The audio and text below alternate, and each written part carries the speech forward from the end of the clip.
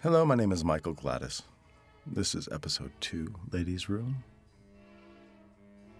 Now, this episode was shot a full year after we shot the pilot. So we shot the pilot in New York in April of '06. And this is April '07, so we had a full year off in between. And we had no idea whether or not the show was going to be picked up. And then when it was, we had no idea where it was going to shoot. And we ended up in Los Angeles. So a full year later, and a country away, here we are. Hey, it's Elisabeth Moss, and I play Peggy Olson. What attracted me to the character of Peggy was her sort of faith and belief in herself and in advertising, and she truly loves her job, and she loves what she does, and she wants to do a really good job. And that kind of innocence in this time period of everything but innocence, I thought would be really interesting to play. I like the idea that she's kind of the eyes and ears for the audience. She's brand new to this world as the audience is, to New York City, to the advertising world, to 1960, and this whole thing. She's new to it as the audience is, and I thought that would be interesting to kind of play that person in the show. The other thing was the script. I mean, any of us will say the same thing. The script was just absolutely incredible and the best thing that a lot of us had read in a long time, and everybody wanted to be a part of this show. Last girl in our building to go. 16 years old, wouldn't get out of bed. I tell you, I cannot wait until that... Now, that's actually John Slattery's wife. What about you, Don? In real life. My initial feelings and sort of reaction to the script was that it was just... I actually lost track of the fact that it was in 1960 very quickly. I remember reading that, like, in the breakdown and being, oh, that's cool. But got very quickly wrapped up in the story and in the characters and in the writing itself. I thought the fact that it was set in 1960 added, of course, so much, but I was really just taken by the characters themselves and the dynamics between them, and I never really wanted to be a regular on a television show. I always said if I was going to do that, I would have to be a really, really good show. And it was funny because I actually auditioned, got offered the part, negotiated, signed the contracts before I even realized that, oh wait, I'm going to be a regular on a TV show now. It was more about, wow, I'm so excited to be a part of this project, We shot the pilot in New York, and at that time, I think most of us thought we were going to shoot it in New York, but it was a bit up in the air whether it was going to be New York or LA. Some of us were hoping for New York, and some of us were hoping for LA. I was on the fence about whether or not to shoot in New York or LA. I lived in New York at the time. I mean, still do. I have an apartment there. But I also have my family's in LA, and I was born and raised there, so I was sort of, either one was fine. New York would have been fun, but we've managed to make it a great experience in LA as well. Ultimately, it was up to Matt, and Matt's family is in LA, and he's a, big family guy, and definitely it was sort of up to him, so we went with LA.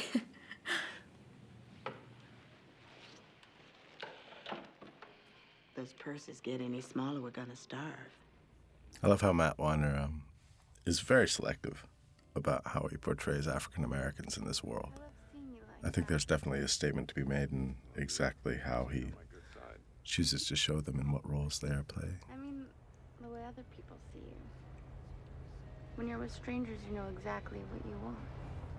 Well, I like to think I always know what I want.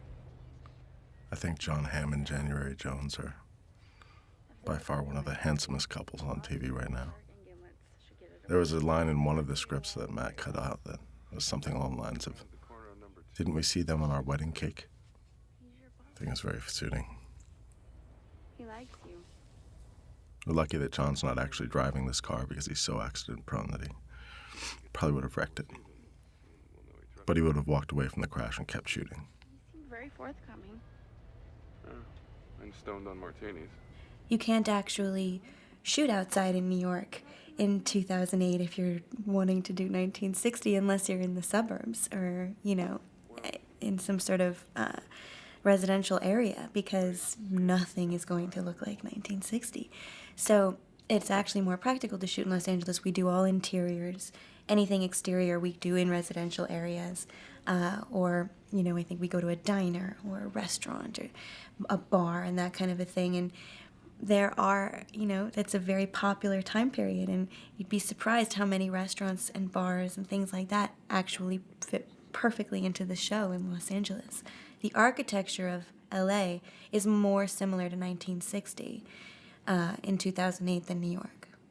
Inconceivable to me, I guess, in today's times, that a couple could be married and that the wife could know so little about the husband's past. But it's fun to see Don dodge and evade all the questions.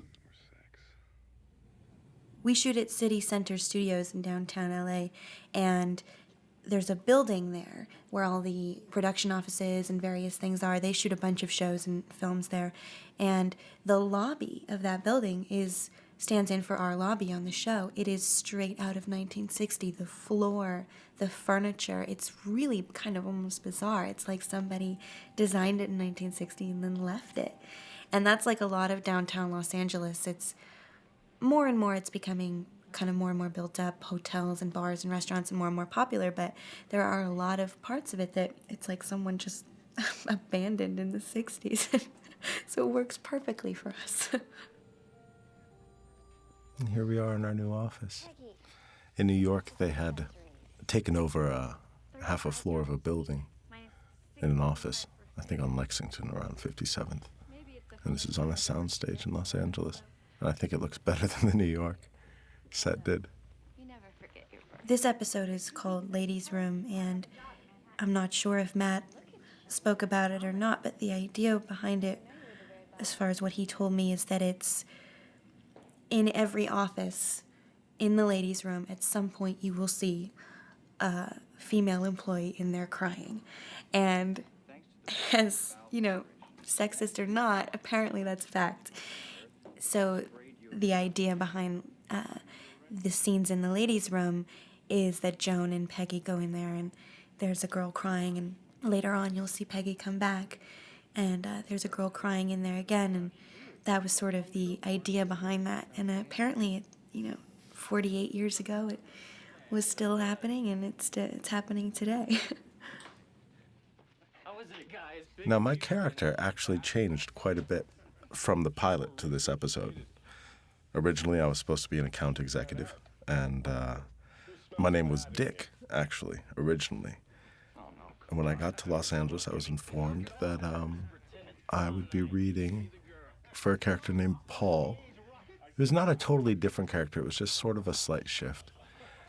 And he was a copywriter, and there were some small changes, a little bit more bohemian, smokes a pipe as opposed to cigarettes. I smoked cigarettes in the pilot, now I only smoke pipes throughout the rest of the series. Brazier account. Just figured out we can't sell them to men. Me and Christina are two of the few females in the office, and we work mostly with the men. And it's funny, you get used to it really fast. I don't even look at it like that. I look at it as them individually, personally, as my friends, but it's true. I guess we are the only girls. I think we're used to it. I think we got a good handle on them.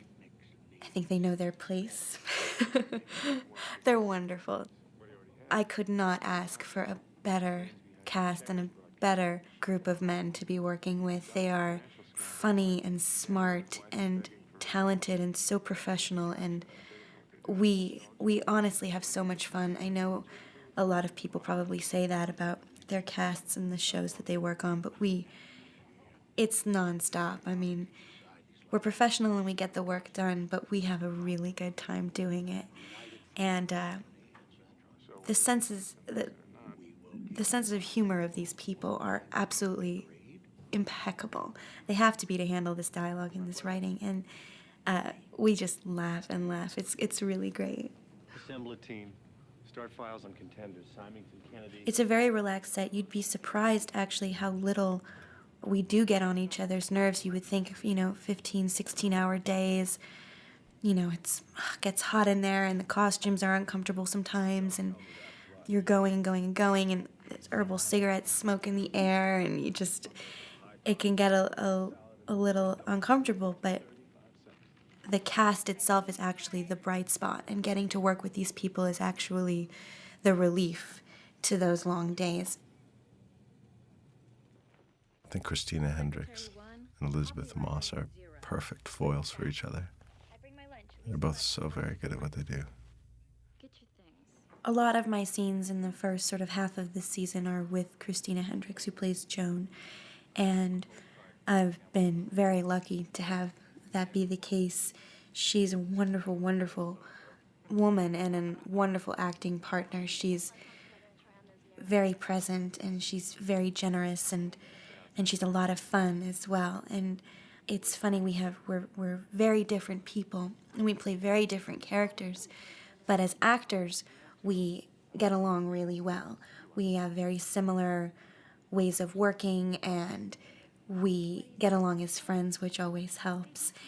Our first scenes in the pilot were together, and it was all new to the both of us, being regulars on a television show and shooting in the time period and being two of the only females, because in the pilot, January was only in the last scene. January plays Betty Draper, was only in the last scene, and so she was not very present at the time, and of course there was, Dawn's women, of course, but we didn't have scenes with them, obviously, and so we were the only girls, and we kind of latched on to each other, and I've been very lucky to have a lot of my stuff be with her. We have a lot of fun.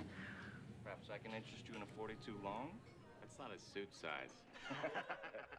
It's very rare to do location shoots on the show. At least in the first season, we didn't do that many.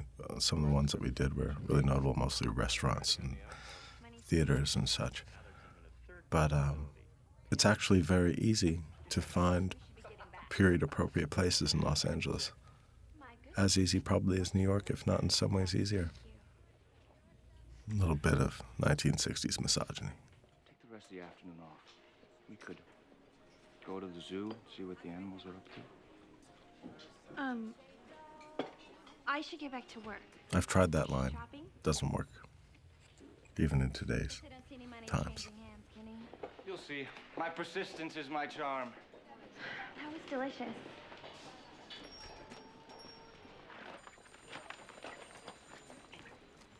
You enjoy yourself with the Hitler Youth? Oh, well, it was kind of last minute. Look at how short our ties are. Certainly. We were given very strict instructions by Janie Bryant, our wonderful costume designer, that the ties should be 2 fingers above our belt. And they were measured. From the kindergarten class. I say you go in there and lay some groundwork. I will not have Marilyn Keckner dictate the agenda. The woman is obsessed with nutrition, although you wouldn't know it to look at her. Francine, you're terrible. Ooh, I ran into Juanita Cabot at square dancing, and I found out who's moving to that little Dutch colonial down the street. Who? Her name is Helen Bishop. Is she an old lady? Divorced. Really? 9-year-old boy and a baby. Scandalous. That's awful. I know. All on her own? I know. Can you imagine worrying about money at this point in our lives? Well, obviously, that's not the worst of it. No. No, it isn't. It is too quiet in there. Ernie? Nothing Sally? like pregnant women smoking and little girls with dry cleaning bags over their heads. Sally Draper, come over here this minute. If the clothes from that dry cleaning bag are on the floor of my closet, you're going to be a very sorry young lady. Make sure your brother hasn't climbed out of the play yard. Juanita thinks it might be bad for real estate values in Chilmark. One divorcee. Parenting has changed a little bit, I understand.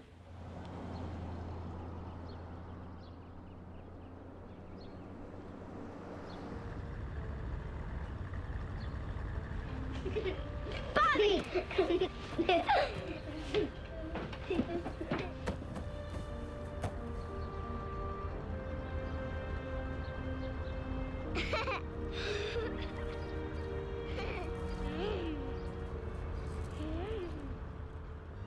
scandalous divorcee, and the mysterious physical ailment.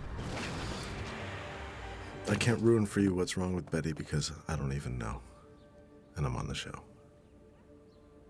It's very secretive. Matt Weiner plays his cards very close to his vest. I think it comes from being on The Sopranos. Oh my God. Are you okay? I love her reaction to this. It's one of the things I love about this show. Nothing ever quite happens like you expect. But it's so much more amusing than what you think it was going to happen.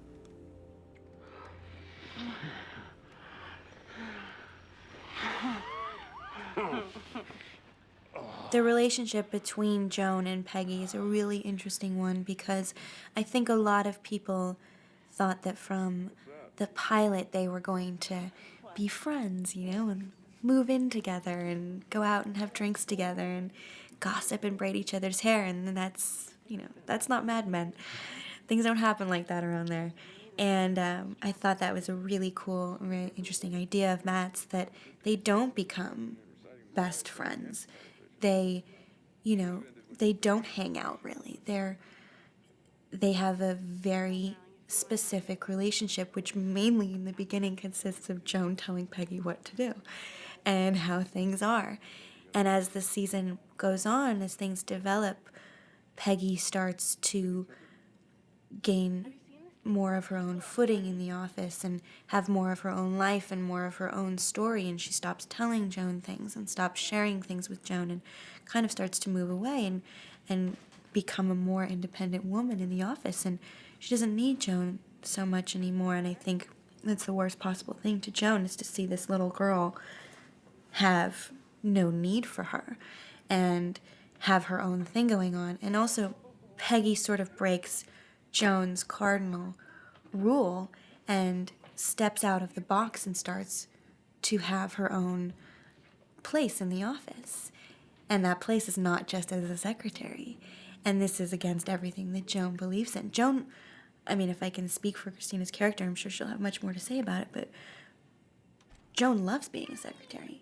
This is great. She has a line in one of the episodes later on, I think, where she says, Peggy says it's an odd job or something like that, and she says, but it's a great one, or I forget exactly what it is, but she loves being a secretary. This is great to her, living in the city and having these men and having the power that she has, and she doesn't want anything else. So for Peggy to step outside of that and say, no, I want to do something else here, is everything, it goes against everything that Joan believes in. So their relationship gets very fractured. Whatever relationship that they do actually have in the beginning becomes fractured and falls apart. And as the season goes on, actually, Christina and I had less and less scenes together, which was really weird for us. I think that we went like a couple episodes where we didn't have a scene together. We were like, this is so strange, because we started out together. But she's wonderful. I love watching her. There's a couple of scenes that she has done that have just blown me away. There are such subtleties to her performance, and you can see these things that she's doing that are so subtle, and it's so not like her. I don't know if people realize that you know, we all have parts of ourselves that are very much part of the characters, but there is a lot that Christina does that is just very Joan. And there's a scene with John Slattery where she's putting makeup on him later on, and every time I see it, it just breaks my heart. She's just so impeccable in that scene, and I think she's truly one of the most wonderful actresses that I've ever worked with. And I said that I already had, and that the results were negative, and he even called Dr. Patterson. I've heard all sorts of theories on what might be wrong with her, whether it be MS or There was nothing physically wrong with me. just psychosomatic. Then I told him what happened, and he said that I should see a psychiatrist.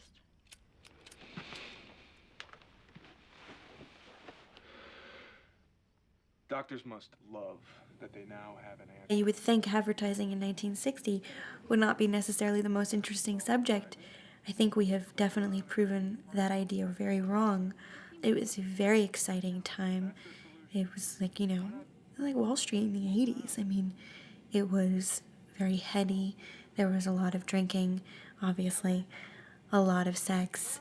There was a lot of new ideas, and times were changing, and men and women and their relationships were changing, and everything was sort of happening for the first time. It ended up being an incredibly fruitful time period for a show. 11, 12, 98, 99, 100. It's pretty much how I do 100 push-ups too. I think that's something that a lot of my friends who do watch the show and love it have said they responded to most. Even though it's a different time, you see these people with everything, and why are they so unhappy? I know. Why are they cheating and scheming? When he brought it up, I was shocked. The audition process was a great one for me. I actually only auditioned for Peggy. I think I don't really fit into any of the other female roles, and Peggy was such a perfect fit. I think it was a no-brainer. I read the script, and it's very hard to explain, but I felt connection to that character, and I felt like the simplest way I can put it is just that I understood her. I really got it. I understood her innocence, and I understood how she is misunderstood. And I just got her through and through as a human being. And I went in and auditioned for Matt and Alan Taylor and the casting director. And I think I had 2 auditions. It was very easy. I just went in, I did a couple scenes, and they put me on tape, and then they asked me to come back and do it again. And they were really nice and really sweet, both of them. And I remember I called my manager after the first audition about how it went, and I said, I was talking about Matt, and I said, I could work with that man. I could see myself working with him. I would love to do this show with him. I had immediately clicked with him and thought he just seemed like a great guy and loved his script and loved what he had to say. And like I said, I didn't want to necessarily be a regular on a TV show. So clicking with somebody like the executive producer on something like this is very, very important. I mean, this is the person that is going to be basically controlling your life for 13 episodes. You want to get along with them. And I just felt like I could. I really wanted to work with him. And Alan was such a sweetheart. And, the scenes in the pilot are done exactly as I did them in the audition. It was just the way that I saw her. And there was no other way to go for me with her. And she was just a perfect fit. Brian Batt, who plays Salvatore, who's wonderful. And in case you haven't guessed, gay as the day is long, Salvatore is. This thing is shiny. It's explosive. It's from the future, a place so close to us now, filled with wonder and ease. This is the first time I ever got to do a pitch. Except some people think of the future and it upsets them. They see a rocket, they start building a bomb shelter. Now we get to see Don's wet blanket. Ridiculous to assume we're looking for other planets. Matt told me that, and I was the first one to be cast, and I thought that was great. And yeah, he said that I'm sure he might have talked about this or not, but he has told me about how great it was just to hear the script said out loud for the first time. And I think if I can speak for him, the way that he saw Peggy was just exactly the way that I saw Peggy. It just was the same person. And we've spoken about that a lot since then, especially around the time of the pilot when we were making it. We have a sort of thing that we have developed where he actually tells me very, very little about Peggy. and about what to do with her, because it doesn't seem to be necessary most of the time. We love talking about her. She's a great character, and we both have a lot of affection for her, so we love to talk about her and talk about where she's going and what's happening. But as far as specifically what she's feeling in a specific moment, he never has to tell me. In fact, sometimes we've had experiences where, because we have guest directors and other people will come along and we'll have to kind of explain a little bit to them of, actually there's not a whole lot to say. She's such a perfect fit, and I understand her so well that I know what she's feeling in a given moment, and there's no alternatives for me. So Matt and I have found that actually the less we say, the better. And it's great. I mean, it's such a gift to have a writer write something, and all you have to do is look at it and know what's going on. It's a testament to the writing, it's a testament to the character, and yeah, it's just been like that all along. So, this is the beginning of the office tour. And I think I was greeted to Los Angeles with a case of bronchitis. So I was drugged to the gills for this. And we did it at the end of a day and had very little time to shoot. I know the copywriters tell the art department what to do, and I know the account executives Now, Elisabeth Moss is such a wonderful, wonderful actress. I was very happy to be able to do this with her. Basically the first episode of the season for us. When you have guest directors, it's an interesting dynamic because you do know more about your character than anyone else besides the writers. And I think it's a little tough on them because they walk in and they have a job to do, but they can't exactly tell you more than you already know. It's a very hard job, actually. I don't think people realize to come in and direct one episode, and I have great admiration for the ones that do it well.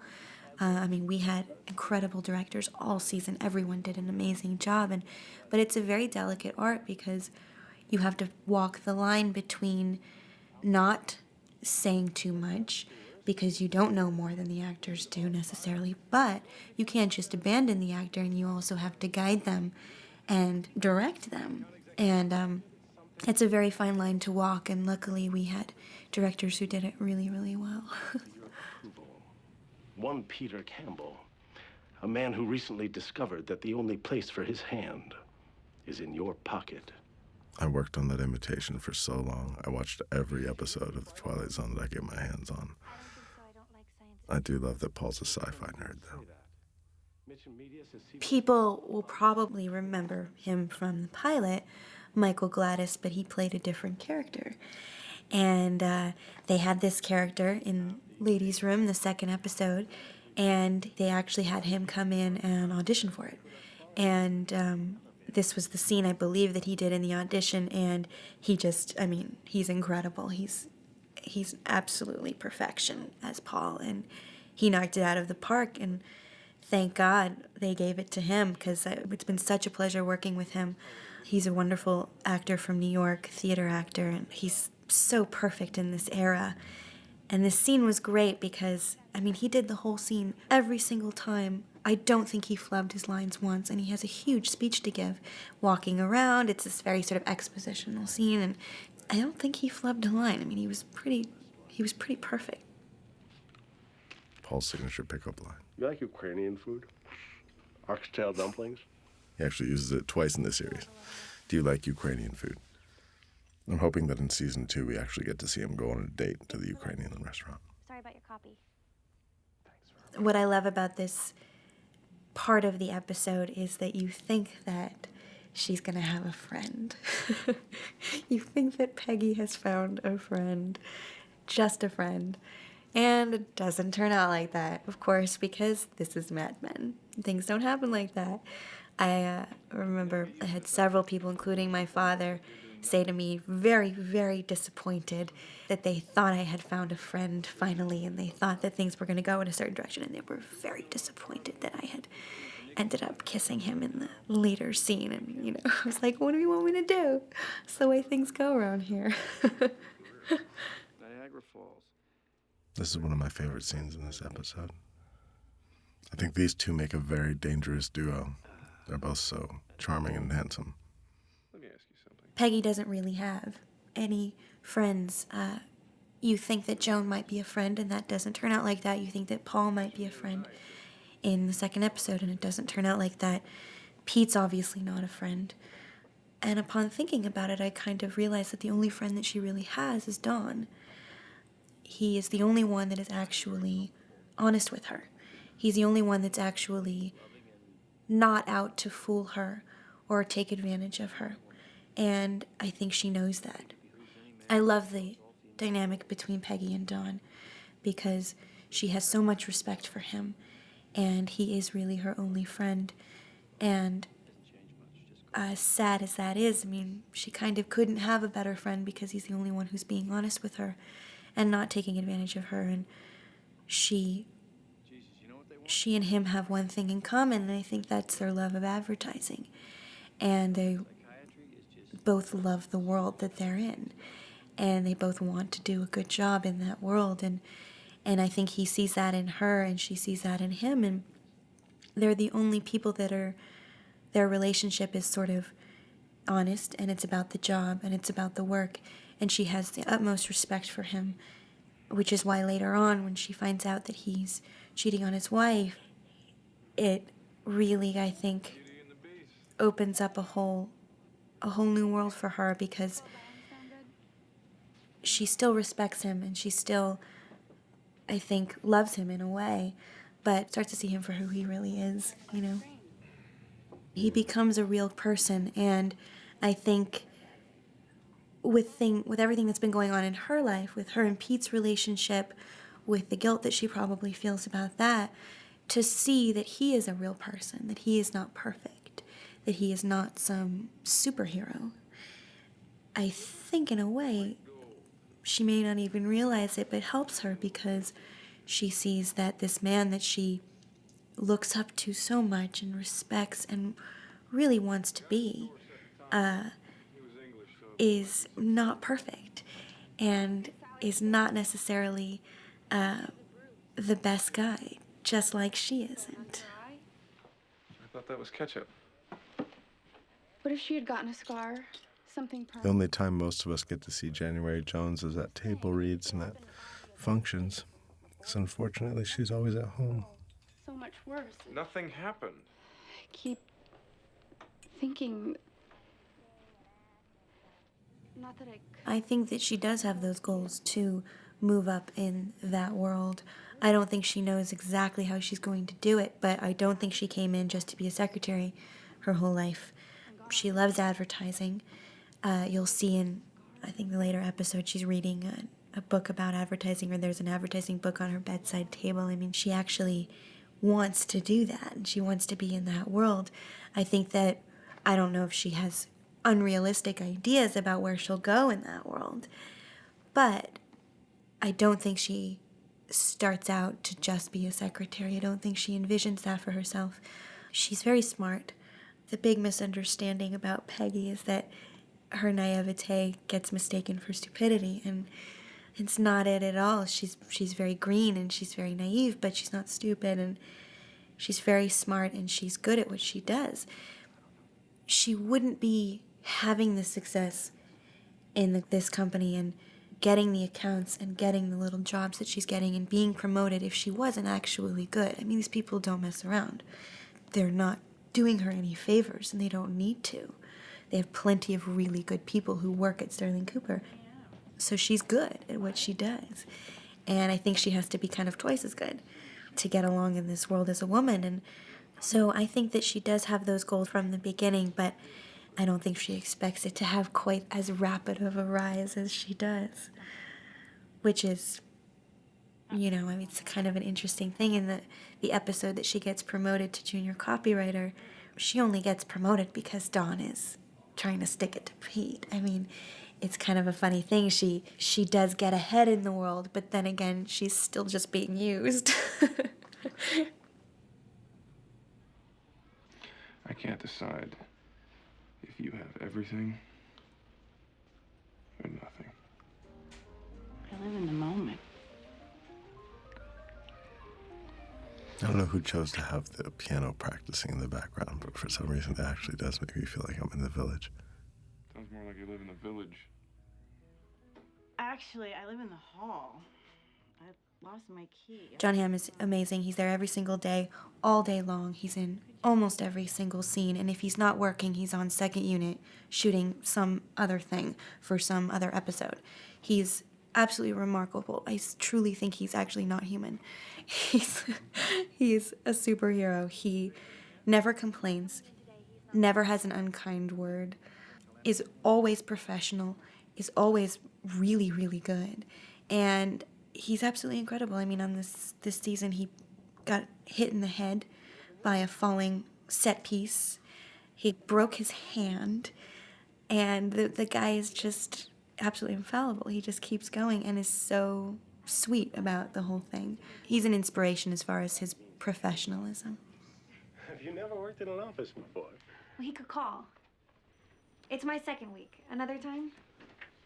I did enjoy the tour the other day. This is my first on-screen kiss. I was terribly nervous, popping mints all day. Thankfully, it was with Elisabeth Moss, and she's an old pro. I guess I'll go to the car. You want something? What?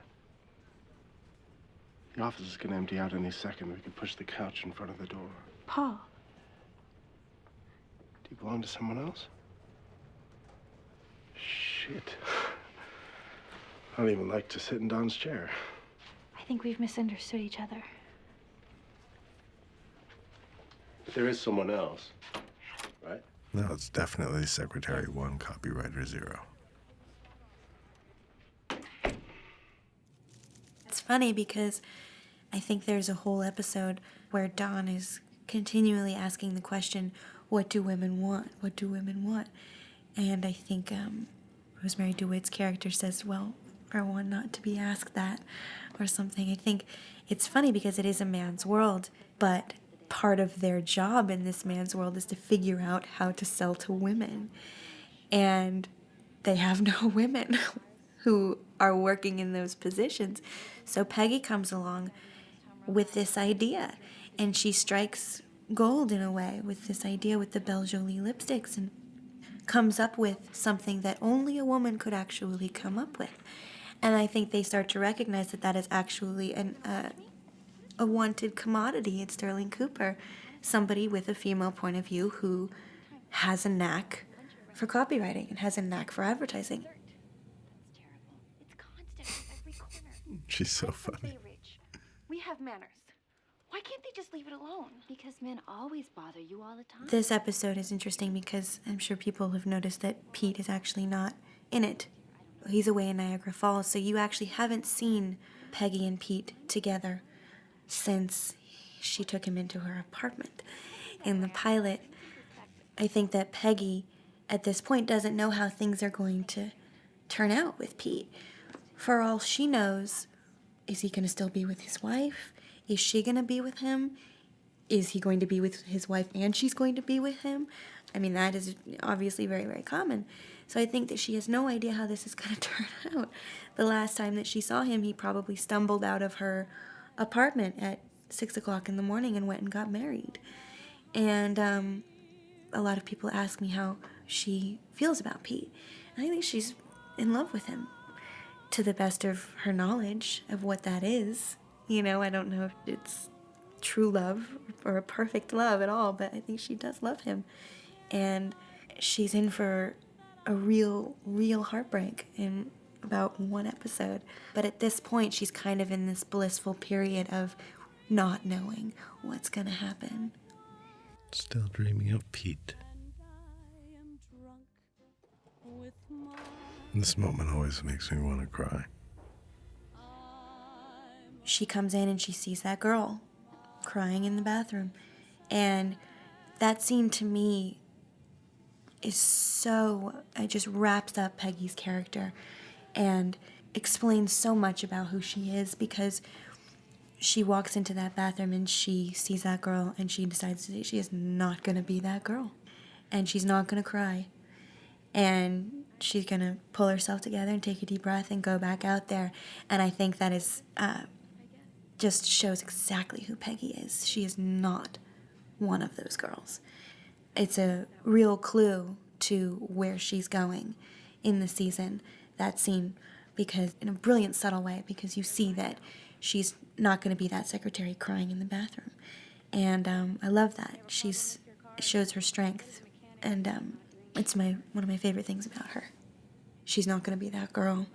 And I think that it sets her up for where she goes from there, because she is never in that ladies' room again. And she's never crying in that ladies' room again. And there's very few times that you actually see her cry. I think she only does it once in the office much later on. And this episode kind of sets that up for her. Nobody worries about the bomb anymore.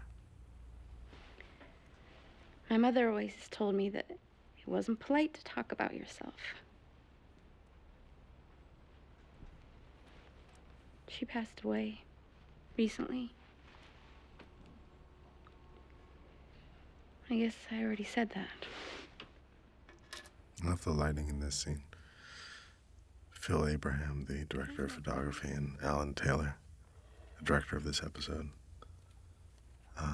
make a very good team. They set the aesthetic of the whole series. Obviously, it's just beautiful.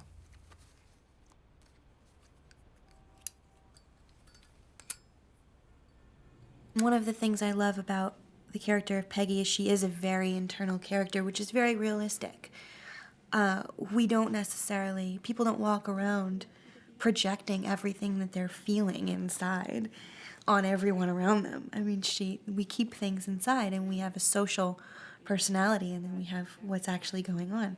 And what I love about her is that she keeps a lot of things inside, and then is very honest and open about a lot of things that a lot of people aren't.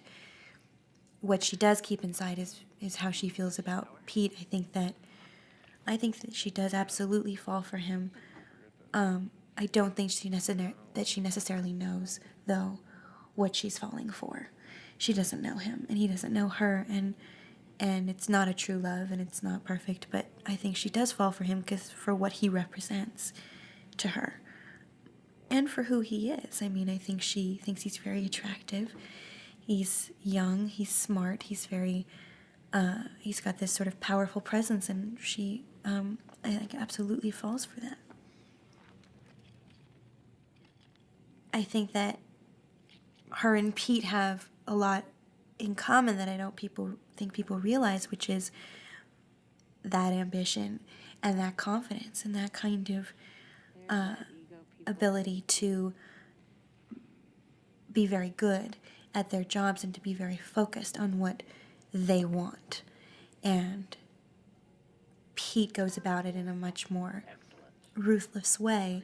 Peggy goes about it in a much more honest way, but they both have that sort of ambition and singular sort of focus on something that they want.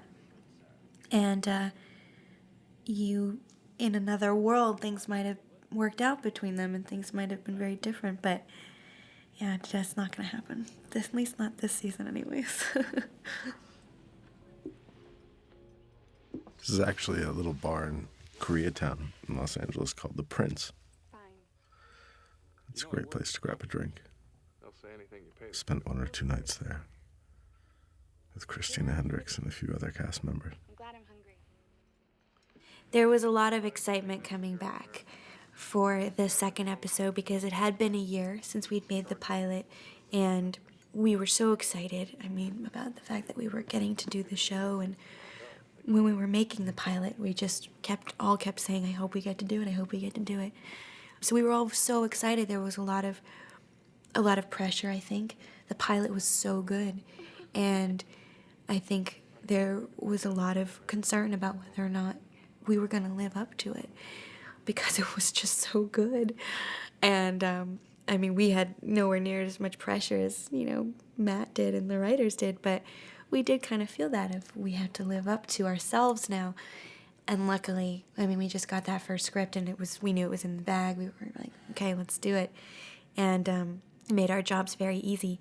I think we were all really excited to get to work together and to be back and to be starting out on this kind of new experience. And we kind of just fell right back into it, really. It was very comfortable for us, and it was very comfortable for us to work together, and we just kind of fell right into the swing of things really fast. It was a very, very good feeling to walk onto that set and know that we had made it and that we were going to be making this show. When we made the pilot, it's a very odd feeling because you get very invested in the show, and then you kind of realize, wow, this could actually be it. This could be all we ever see of these characters and of this set and of the costumes and of these people. And so you kind of get into this weird area of being very invested in it, but you can't be too much because you don't know whether or not you're going to ever get to do it. So there was definitely a feeling on the pilot. I remember on the last day, I looked around the set and I was like, wow, well, I really, really hope that we get to come back. But I don't know. This could be it. So to get to come back and to walk onto that set again and to look back a year before where we had been and know that we had made it was a really great feeling. It was great. I mean, we were like little kids. Matt was so excited, and all of us as actors were so excited. I can't tell you how many times during the whole season that we would turn to each other and say, can you believe we're doing this show? This is awesome. Like, it was just, we'd get these scripts and they'd just be so good. And we are definitely a group of actors who know how lucky we are. No one is by any means cocky about the whole thing. I mean, we know how lucky we are, and we constantly turn to each other and just say, can you believe this is happening?